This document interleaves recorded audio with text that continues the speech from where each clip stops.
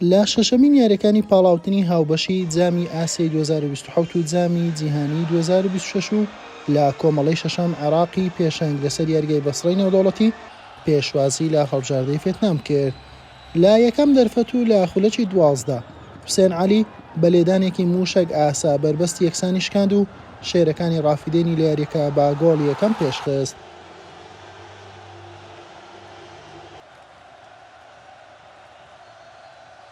پێنج خولەک دواتر ناوبژان لێدانێکی سزاشی بۆ عێراقیەکان ئەژمار کرد.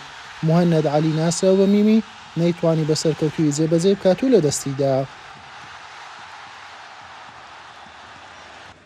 ئەمە تاکە مەترسی ڤێتنامیەکان بوو لەسەر گۆڵی خاوەن ماڵ لە نیوەی یەکەم سوودیان لە دەرفەتەکە وەرنەگرت. شێرەکانی ڕافیدەین هەوڵیان بۆ گۆڵی دووەم دەدا، بەڵام نیوە یەکەم بە تاکە گۆڵێکی بێوەڵام کۆتایی هات.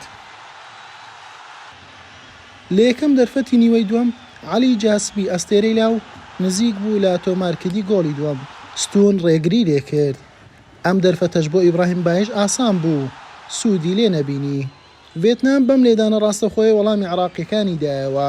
لە خولەکی حەفتاویەک عەلی جاسم لە دوورەوە توانی گۆڵی دووەم بۆ شێرەکانی ڕافیدەین زیاد بکات.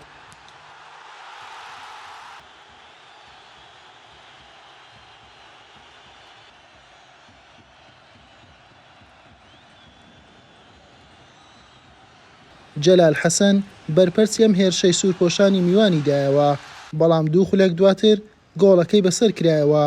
ڤێتنام گۆڵ یەکەمی لە یاریەکە تۆمار کرد. لەم دەرفەتە سپی پۆشەکانی خاوەن ماڵ بە چەند جارێک هەوڵی گۆڵیاندا سەرکەوتوو نەبوون. لا خولەکی 92 ئاکام هاشم دوای بەشداریکردنی لە یاریەکە و ئەنجامدانی یەکەم یاری نێودەوڵەتی بۆ عێراق هەوڵی گۆڵیدا، تۆپەکەی ڕێگای ستونی گرت. ئەیمەن حوسێن کارەکەی تەواو کرد و عێراقی کردە خاوەنی گۆڵی سێم. یاریەکەش هەر بەم ئەنجامە کۆتایی هات.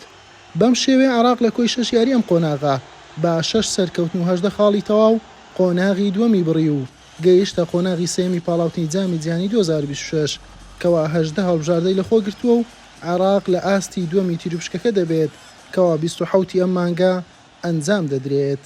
حوسێن محەممەد، کەناڵی پێام.